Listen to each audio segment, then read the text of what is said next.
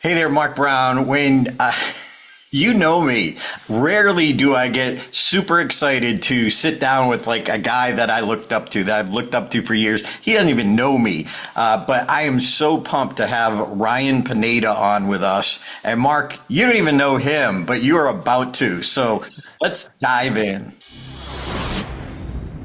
Anyone can give a presentation. Few deliver unforgettable presentations. What's the difference? You're about to find out. Welcome to the Unforgettable Presentations Podcasts with your hosts, world champion speakers and coaches Mark Brown. Your life tells a story, and there's someone out there who needs to hear it. And Darren LaCroix. Stage time, stage time, stage time. Ready for some powerful presentation ahas? Let's dive right in.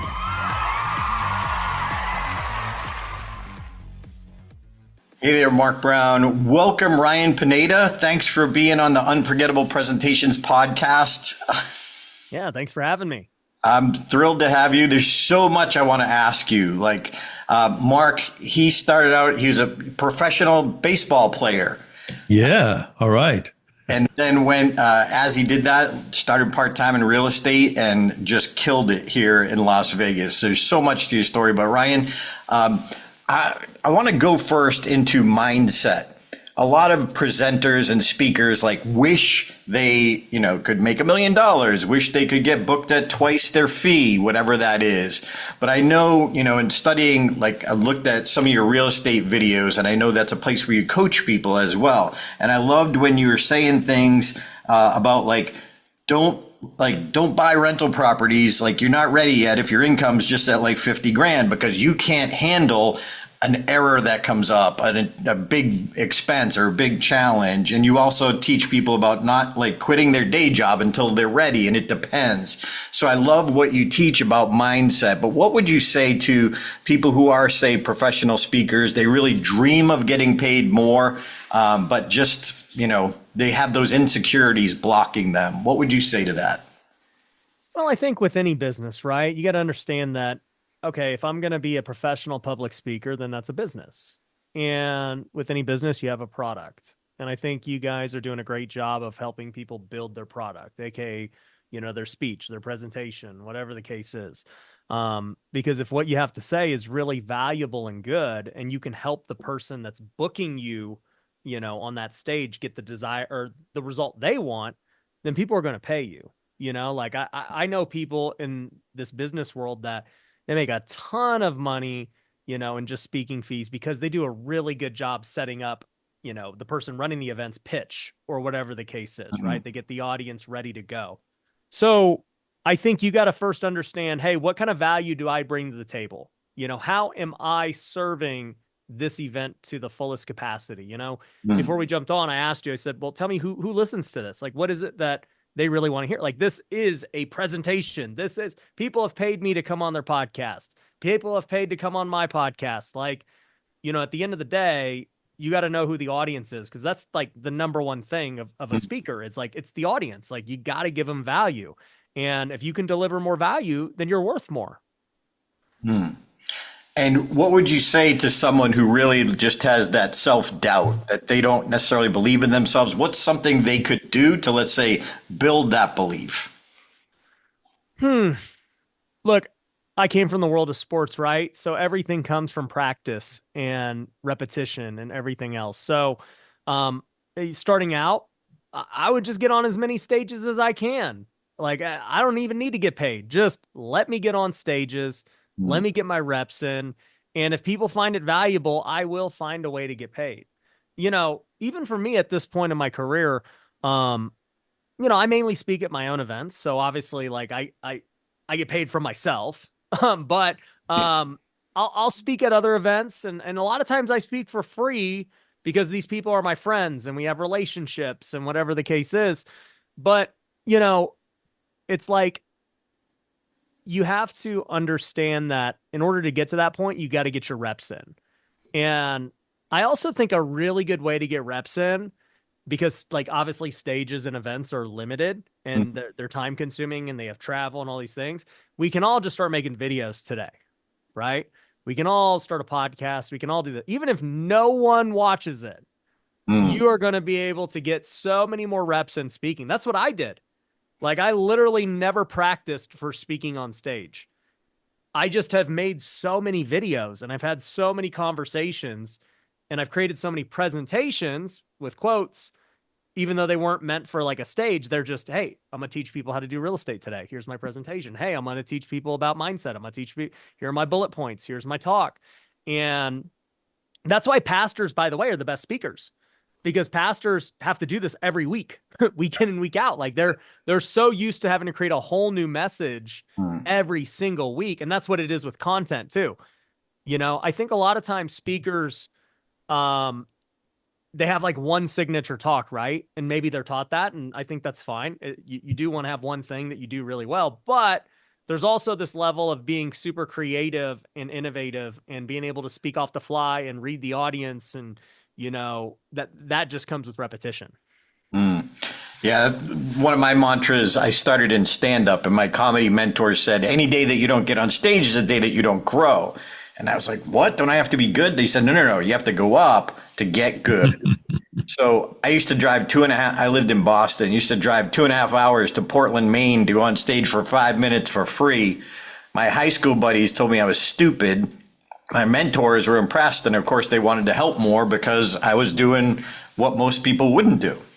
Yep. So, love that. And you mentioned your event. So I was attending one of your events here in Las Vegas I know you have a company called the Wealthy Kingdom, and you help business owners who are believers to build their businesses. And I love the event. I was enthralled. You had so many great speakers. When you're putting together an event, because a lot of our listeners want to get booked at events, what do you look for? What are the qualities you look for in a presenter to make the whole event unforgettable? What's your thought process? Yeah.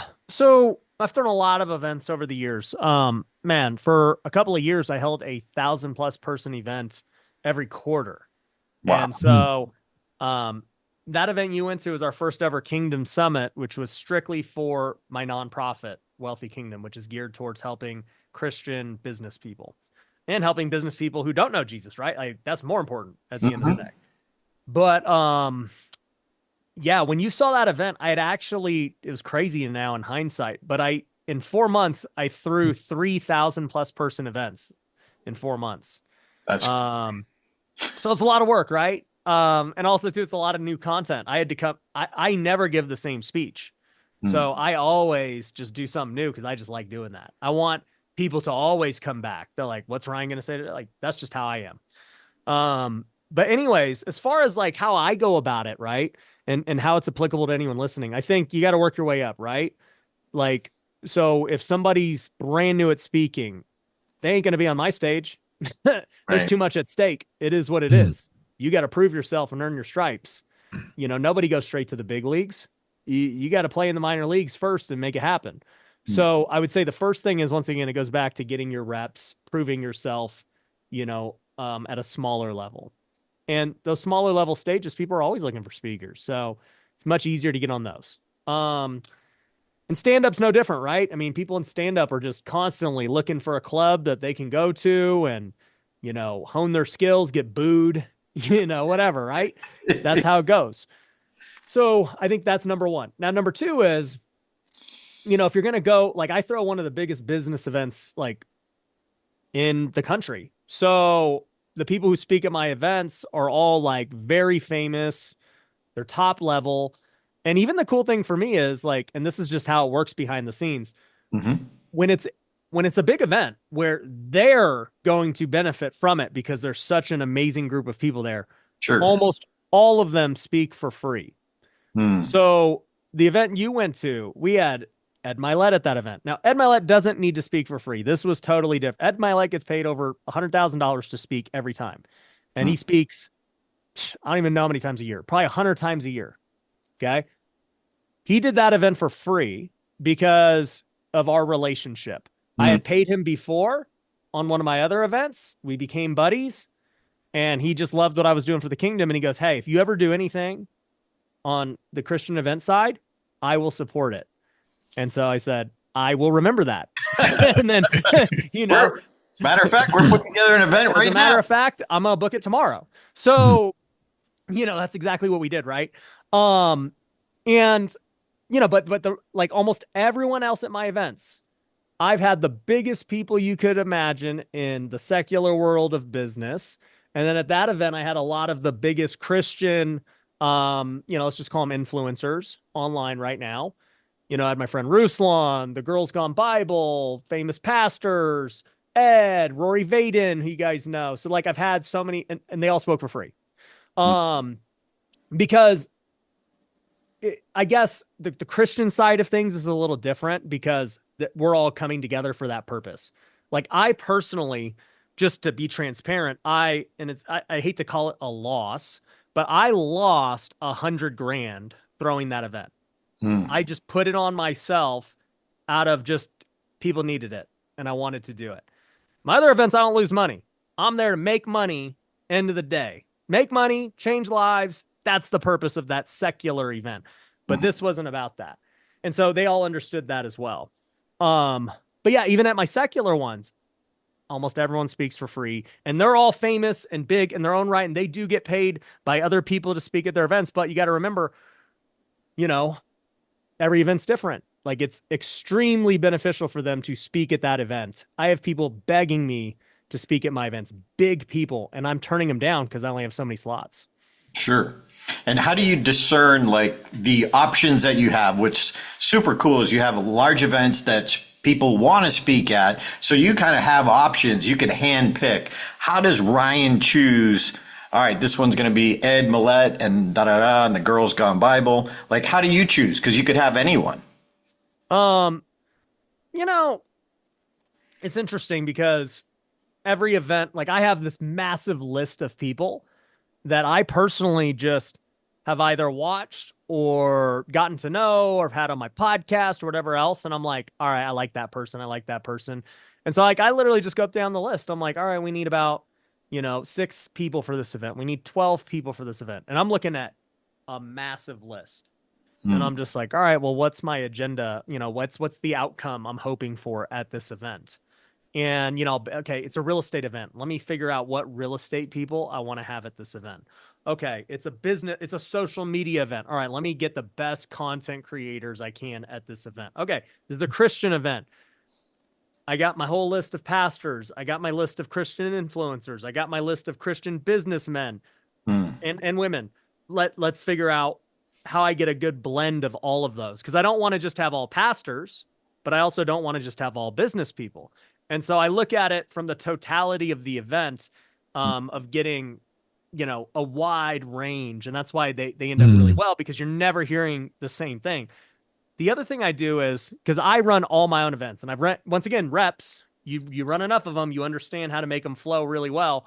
Sure. Another thing that I do is I also understand the speakers and what kind of speaker they are. And this is important for everyone listening to know is what kind of speaker are you?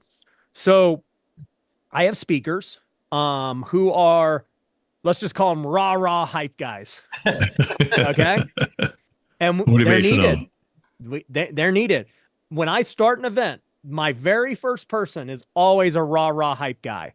Like I'm starting that event strong. They're going to bring the energy, get people excited, get them on their feet. Let's go.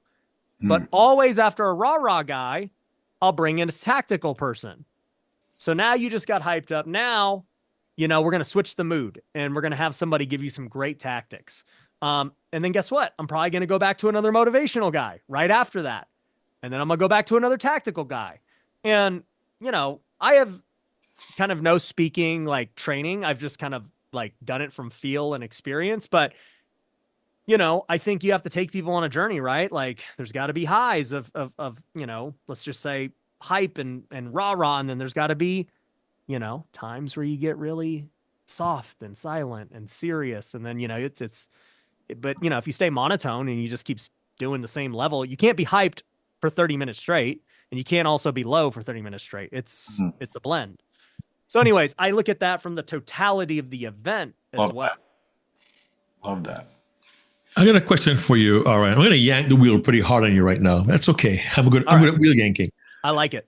I heard a bit about, 21 years old, playing baseball for like $1,200 a month, and then you go into real estate. But baseball got my attention because I'm Jamaican and I know very little about baseball. So here's a question.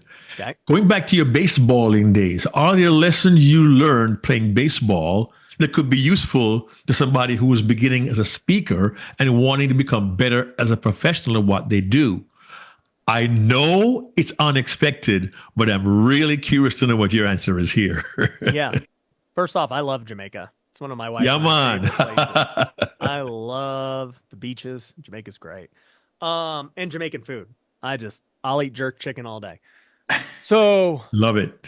And by the way, that's like unintentionally, but like that's a thing with speaking that everyone needs to know too, is like how much can you relate to the audience? So it's like if I'm in a city, I'm gonna tell a story about that city. If I'm talking to people with kids, I'm gonna, I was speaking at a marriage conference for a nonprofit called XO Marriage. And I'm like, okay, these are all, married people and this event. I'm gonna tell stories about me and my wife and whatever else, right? But nonetheless, okay, back to baseball. So I mean, obviously, man, sports defined how I see the world. Good and bad. I'm very cutthroat when it comes to sports. Like I want to rip your head off. And I want to win. I want to win. I want my event to be the best. I don't want there to be any debate about it. I don't want to just win by one. I want to smoke you. Like that's just how I live. Okay. So that's number one. Number two, and by the way, so that's a principle in itself. When I speak at an event, whether it's my own or somebody else's, I want people to say I was the best speaker. Like I go into it right away with that mindset. I don't care who else is speaking. When it's all said and done, if there was an award, I better win it. And so I go into it with that level of like care, preparation, everything else. Like, yo, there's going to be a lot of great speakers today. People are going to remember mine. And like that's number one, that's number one with winning. Okay. Number two, I kind of already talked about this, but with preparation, it's like, okay, sports is all about prep.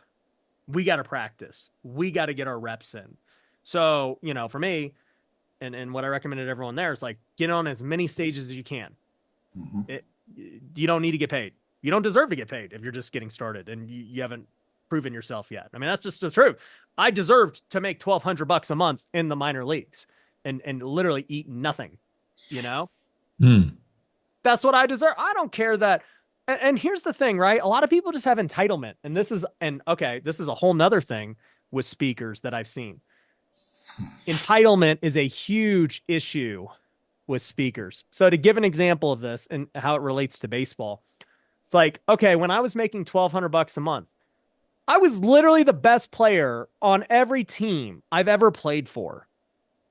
Up to that point, I'm 21 years old. I'm the best player in my college. I'm an All-American. I was the best player in my high school, my little league. So I could go into that with a level of entitlement of like, this is crazy. I'm better than this. Like, why do I got to do this? Or I go into it of like, hey, this is part of the process of getting to the big leagues. This is just the way it is. I got to eat crap before I can move up. And I understand that. It's all good.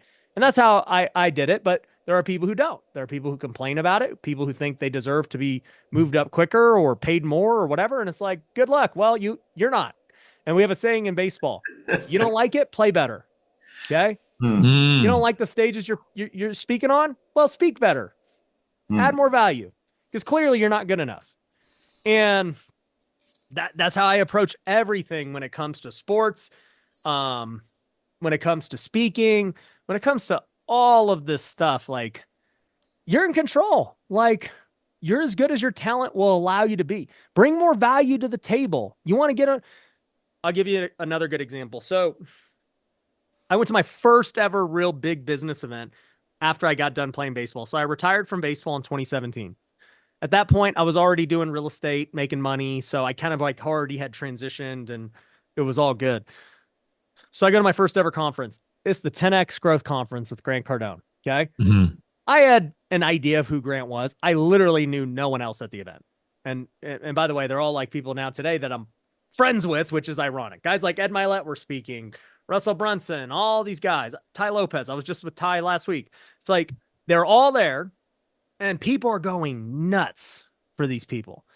And I'm sitting here as an athlete who only knows, like, I call them real celebrities, you know? And I'm like, who are these people? I don't understand. Like, why are people going so crazy over this guy?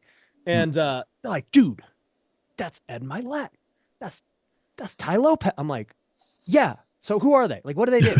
And they're like, you don't know it, dude. He's got the mansion. I'm like, okay, whatever. So long story short, you know, I'm sitting there throughout this conference for two days, and I'm listening to them tell their stories because they all do this, right? Everybody tells their story, and then they do something. And at that event, they all pitched. And so, literally by the second day, I kid you not, I was like fully into being an entrepreneur. I just spent the last 27, 28 years of my life being a baseball player. I'm 35 now, by the way. And I was like, okay, this is not in an arrogant or demeaning way, but none of these guys are better than me. Like, I was like, they're all just normal, everyday dudes. And they definitely haven't done anything harder than what I've done. Like, up to this point, the things I had to do were way harder than what they had to do. And I'm just like, and I was like, now they just sell stuff online. Like, this is not even, okay, whatever. And I made a commitment that day. I was like, one day I am going to be not just on that stage. That wasn't even what I was thinking. I already had skipped. I was like, I'm going to be the guy holding the event that's as good as this. I will hold these events that everyone wants to be a part of. I don't even care about speaking at this guy's event. And it happened very quick. It happened 5 years later, really quickly. And every single one of those guys is speaking at my event. Now I'm curious, real quickly. Were you the guy who was on the pitch, on the field, throwing the ball extra batting practice, or were you trying to figure out what made that particular first baseman different? I mean, what was your mindset then as a ball player that you believe gave you the advantage in being able to accomplish this goal in 5 years? Yeah, so I was always a risk taker. I'm from Vegas, so I don't mind gambling. I was always seeking and open and willing to try and test and do new things. So even when I was playing, it's like, okay, so I didn't know that I was small until I became a pro. You know, I'm 5'10". I'm an average human, okay? But, and, you know, in college and high school, it's like, all right, cool, like, it's all good. You get to the pros, and you're like, wait a minute, all these guys are 6'4". Like, I'm the smallest guy here, right? And so you realize you're at a disadvantage right away. And I'm like, all right, well, if that's the case, I'm going to have to work 2-3 times harder and be way more smarter too, because physically it's not the same game.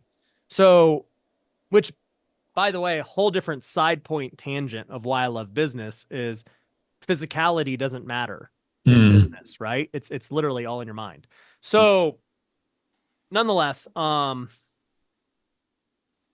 as far as like baseball goes and my mindset goes and everything else, like I just I was always seeking, I was always learning, I was always thinking, trying to find the answers and figure out best ways to do it, testing new things. And I was willing to take risk. And so one of the reasons I was able to do it so quickly was because a couple of my bets paid off. One of my bets was getting on TikTok and YouTube in 2020.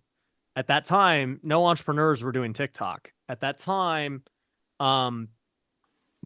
people knew what podcasting was, but it's not anywhere near what it is today. And I just took an educated bet that I was like, I actually think TikTok and podcasting are going to be massive. Like, I'm going to fully bet that that's going to be the case. And then sure enough, the bet was correct. And so I had spent years doing it and building for it. So by the time it actually did become the standard, I was already established. I mean, you got to think about this. My first year of doing TikTok, there was no agencies, there was no coaches, nobody knew what the heck it was. I had did 700 videos on my phone by myself, edited them myself for a whole year straight, 2 a day, 700 videos. Wow. I did it because I believed that the skill was going to be necessary for the long haul. And guess what? It got me like 500,000 followers in a year. And then the skill became very necessary in the years to come. Now everything is a reel. Everything is a TikTok. All your ads, the content, the post. I'm like, bro, I'm prepared. You're trying to figure it out now, and I'm already established. End of the game. Yeah, it's not fair. I already figured it out because I took the bet earlier. And with that, it led to opportunities where then all of a sudden, right, like all these big guys that I was looking up to, they were behind the 8 ball. And they were seeing what I was, even though they're way more successful, way further along, I was doing something better than them that they weren't doing. And so they took notice because they knew it was smart. They knew that they needed to do it as well. And so a lot of these guys came to my office to be on my podcast and to learn from me. And it was like, oh yeah, I'll do it. Come on in. I'll show you exactly what I'm doing. Let's do it. Let's build a relation. And then, you become friends. That leads to one thing, to another thing. And then all of a sudden you just know everyone. One last thought on the last comment you just made. What I'm hearing is along the process, take a risk, but willing to go all in, 2 a day for 2 years, 700 videos, but also get to know some of the big wigs, build relationships with them. And it seems you aren't afraid to collaborate, where in many people's minds, the business can be competitive. Can you address that real quickly for us, Ryan?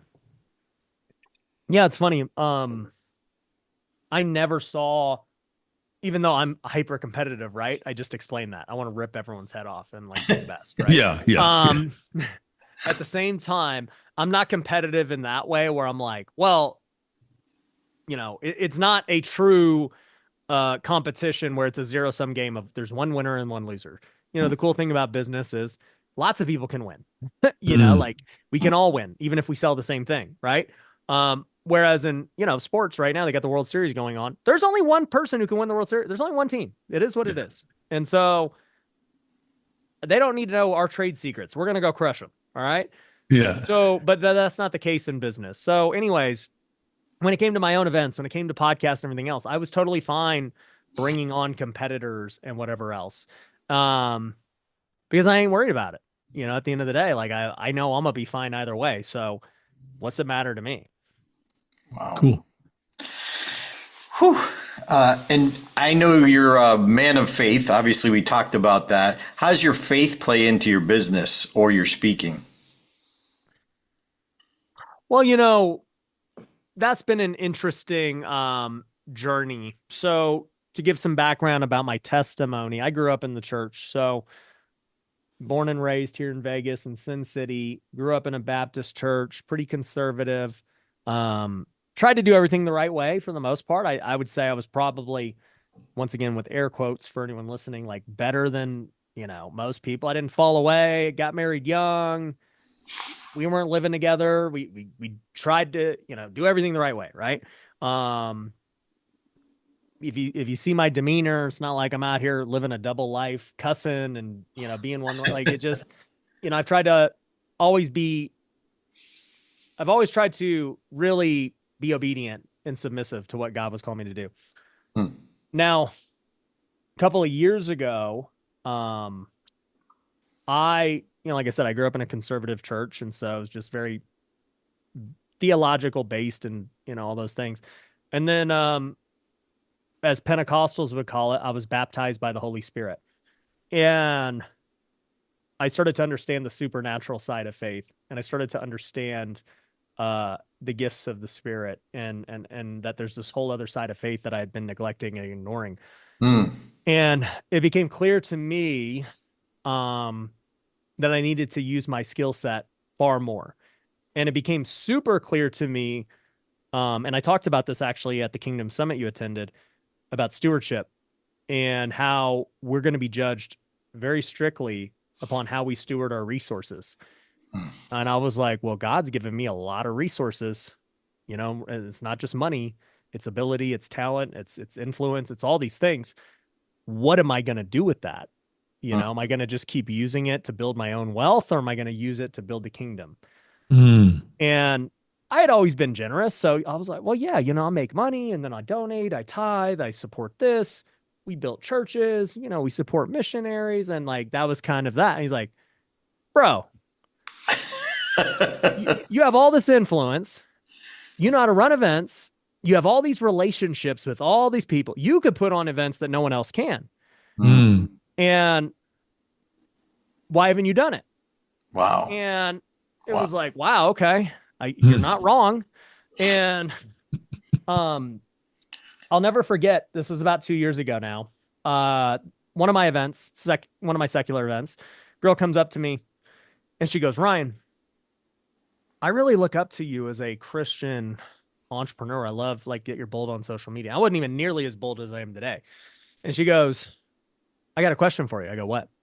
She said, if I look up to you, my question is, who do you look up to?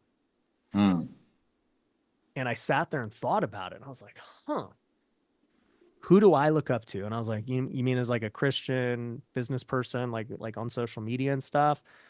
She's like, yeah. And I thought about it. I was like, no one.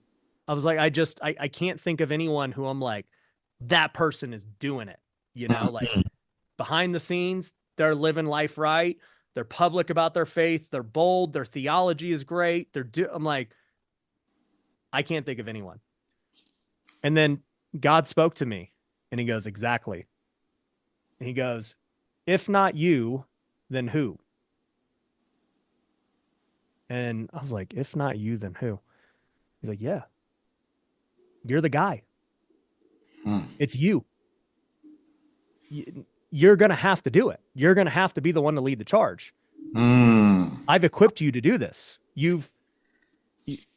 No one has the platform and the views and the theology and the desire to go out and do this. You have to do it. Who else is going to do it? You look around. You just said you don't know anyone else that's willing to do this, who has the capability to do it and the heart to do it. I was like, whoa, boy.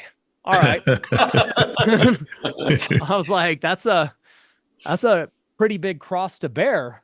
Wow. I understand counting the cost, but okay. You know, if you really want me to lead this movement of entrepreneurs, that means I have to level up even more, especially on the spiritual front and the theological front, because now I'm going to enter a whole new realm. That's not just business where you can like, oh, I'm a business guy who loves Jesus. And yeah, you know, like, no, like you're entering also the pastor realm too, where now you're going to have to shepherd people. So you better be really dialed in with what you know and believe and what you teach. So, you know, and Paul talks about that. Not everyone should be a teacher because you're going to be held to a higher standard. And so it was convicting. And from that point forward, that's what I set out to do. And so we started Wealthy Kingdom, which is our nonprofit for Christian business people. And, you know, what you went to is our first ever Kingdom Summit. You know, we had 1,000 people there. It was an amazing, amazing event. We currently have over 80 Bible studies across the country right now, just ongoing every week. We got, you know, community online, weekly calls, and we're going to hold a bunch of other events. But, you know, really what it just dawned on me the last couple of years was like really studying the Bible and realizing that almost every great leader, and it's weird to try and, I think a lot of people make the mistake of comparing themselves to the great leaders when in fact they're actually the bystanders. I know like Matt Chandler did a good sermon talking about how, you know, when we look at David and Goliath, we all want to be David, but in reality, Jesus is David. We are the Israelites.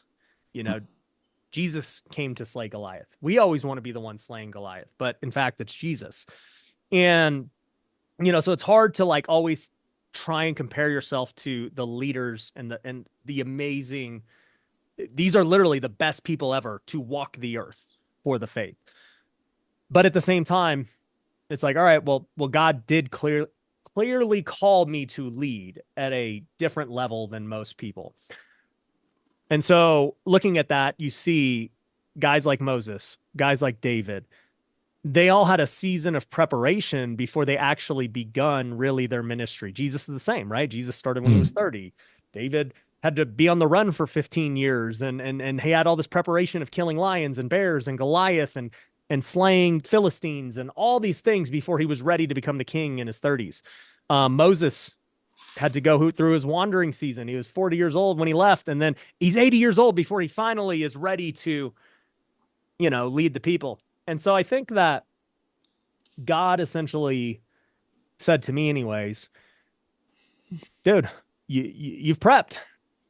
You already know how to do all these things. You've started communities. You've helped thousands of people. You know how to make videos. You know how to throw events. You have a gift for generosity and making money. You have the resources. You can do this all on your own. You don't even need to raise capital. You don't need to go, you have everything. What are you going to do with it? And it's like, well, yeah, there is no excuse. The time is now. And then it just dawned on me that the time is now. It's like, there's no more prep. It's over. It's now. It's just action time. Wow. Yeah. Ryan, your success in the secular world is what had my attention. But when you decided to do that Wealthy Kingdom Summit, I was like, I have to be there. I have to be there. And then I'm like, I need to go all in to be that VIP because and I had to rent an event part of the day in the morning. So I couldn't be there for the morning, but I'm like, I'm there as soon as I'm done. Yeah. And, so thank you for that decision. And I didn't realize God said, dude, I didn't know you used that term. I love it. If not you, then who? So that's like a slogan now with Wealthy King. And I use it for everyone. I've never heard of anyone say it. Like it just, it was like a word of knowledge. And, it's like, if not you, then who? And now I tell that to everybody. And I'm like, okay, like a lot of times, for example, right? So if you missed the first half of the day, I gave a sermon, which maybe you guys can link to it on YouTube. I actually posted it. It's done really well. But I gave a sermon and I just talked about, a bunch of different things, stewardship and things that were very applicable to business people since it's for business Christians. But, at the end, I talked about how, look, a lot of you guys think it's the church's responsibility to go out and get people saved. You're like, oh, I'll invite them to church Sunday. Oh, we'll let the missionaries go do that. And they do that. It's like, no, dude, like Jesus was very clear. Like we all have the same exact mission. Like people are like, what's my purpose? Well, I already know your purpose. It's to go out and make disciples of all nations and baptize people. That's it. That's literally everyone's purpose who is a Christian. There is no other purpose. There is no, man, should I build my business to this massive thing? Should I is writing a book my purpose? And I'm like, well, did you baptize anyone? Did you make disciples of people? No? Well, then no, writing a book is not your purpose. I don't know no, it's not. Like, and so then it becomes this thing of, oh, should I go on a mission trip? No. You are called to be right where you are. God has you in a purpose. Like you're right where you're supposed to be. If you don't talk to your coworker or your clients or the people you work with on a daily basis, then who is? If not you, then who? Do you think they're going to walk into church one day and just show up? No, people don't do that. People don't just willingly be like, you know what? I realized I'm a sinner. Like I need to go to church. Like it happens, but it's super rare. The way people become followers of Christ is because they see people who are salt and light who are following Christ. And they're like, I want to know what that guy's got. And it's going to be from you talking to those people and emulating what Christ looks like. Bam. Thank you. And Mark's been taking notes throughout the podcast for the Ryan Wisdom. He's going to put those notes together now. One question I'd just like to ask for you as he puts that together is how can people find out more about you and what you're doing, whether it's your business or Wealthy Kingdom? I know wealthykingdom.com is definitely a place you can find out what he's doing with what we were just talking about. And then pineda.co. But where else could people find out more about Ryan and what he does and how you do it? Yeah, I mean, I would say most people just can watch on social media, Ryan Pineda. yeah, for the Christians, I would love to have it, all you guys in Wealthy Kingdom. Everything is completely free. The Bible studies are free. To join the community is free. It's purely run off donations. And, you know, we're definitely going to have some events and everything else. You know, hopefully I don't lose 100,000 every time we throw an event. So we do better on that front. But yeah, that's the short story of it. Yeah, well, I mean, it's just like anything, though. Your first event, you know, is the groundwork and just getting the momentum started. I mean, you know this, yeah. you know. So, Well, I've never lost money on an event, though, surprisingly. So I'm fortunate that I've never had to do that. But obviously this was not about that. The way I looked at it was, and you were there, so we had, you know, I think most people were probably already saved going to this business Christian event. But, you know, we did the altar call and we had 100 people give their life to Christ.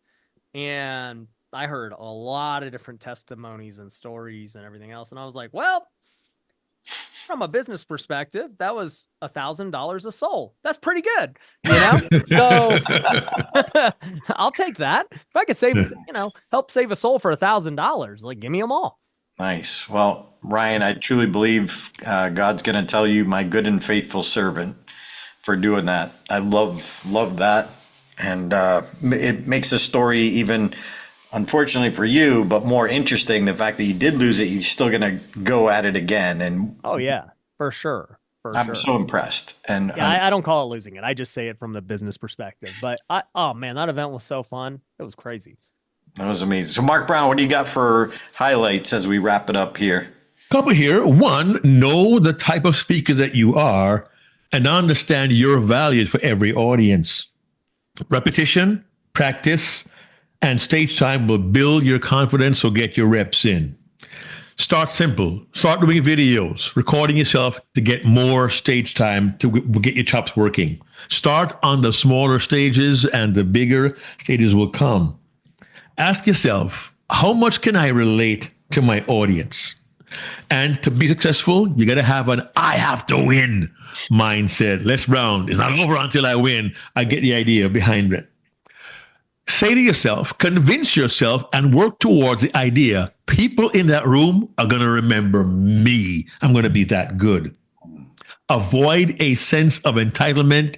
It'll send you down the wrong road. And listen, if you don't like it, play better. Be willing to take risks. Try and test new ideas, new things, new processes, build relationships, and don't be afraid to collaborate in our industry, because speaking need not be a zero-sum game. Right now, you might be going through a season of preparation, but when the call comes, if not you, then who? Be willing to take the lead. And Mark, That's the best recap I've ever heard. What was that? So quickly. Good. That's why I hang out with them. And Mark, I just want to iterate too that event planners, when Ryan's playing the event planner, they literally structure it in different ways, having the hype person, the content right person, and then another one to bring them back. And like Ryan said, know who you are, where you fit on that plane. And then you've got to be good. You've got to be the best choice, that it's not this person or that person. We've got to get Ed, or we've got to get Ryan. And that comes from getting a coach, learning the thing, and then getting out there as often as you can, just proving yourself. And in the comedy world, Ryan, it was like, you want to be a headliner? Well, you got to be the middle act that the headliner can't follow. And wow. Thanks for being here, Ryan. I know your time is precious. Sincerely love what you're doing for the kingdom. And thanks for doing this for our listeners.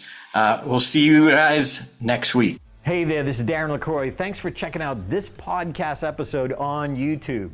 If you want all of them, not every one is on YouTube, check out your favorite podcast platform so you don't miss an episode. Keep being a sponge so you can be unforgettable. Check out StagetimeUniversity.com, where good presenters become unforgettable.